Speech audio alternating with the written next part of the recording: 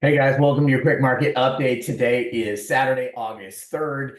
I didn't do one yesterday because I was out celebrating with the results of the Fed meeting and the BLS jobs report and a lot of other information that came out with a huge rally in interest rates. So I apologize for not getting this out earlier, but here I am. We received the BLS jobs report on Friday and it was a miss, showing only 114,000 jobs created versus the estimated 185,000 jobs. This increased the unemployment rate to 4.3%. And this represents a number higher than many of the Fed presidents thought unemployment would ever get to. Many thought it would never get to over 4%, but that faulty birth date death model added 246,000 jobs to the already weak numbers. But without it, we would have seen job losses. This is the modeling I've been talking about over the last several months, the modeling where the BLS report tries to figure out how many businesses came online versus offline and how many jobs that accounted for. So here's the thing. The BLS shows gains of 246,000, but the ADP reports on Wednesday showing losses.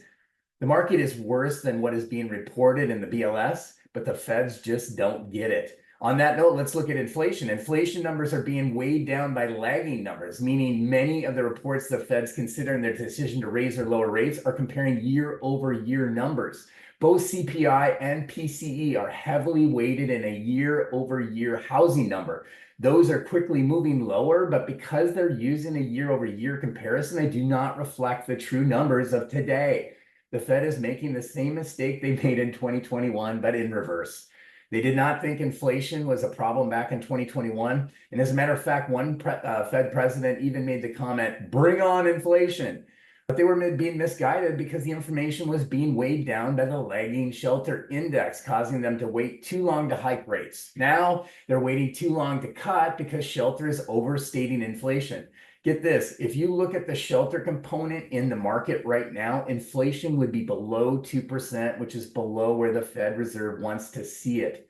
The weak jobs number on Friday will force the Feds to start lowering rates in September. But the bigger question will be, how much will they lower by?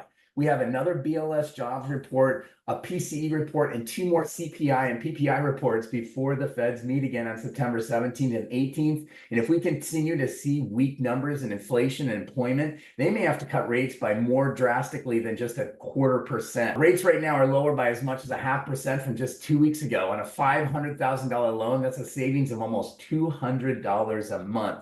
Time to get your buyers back out in the market. Have a great weekend.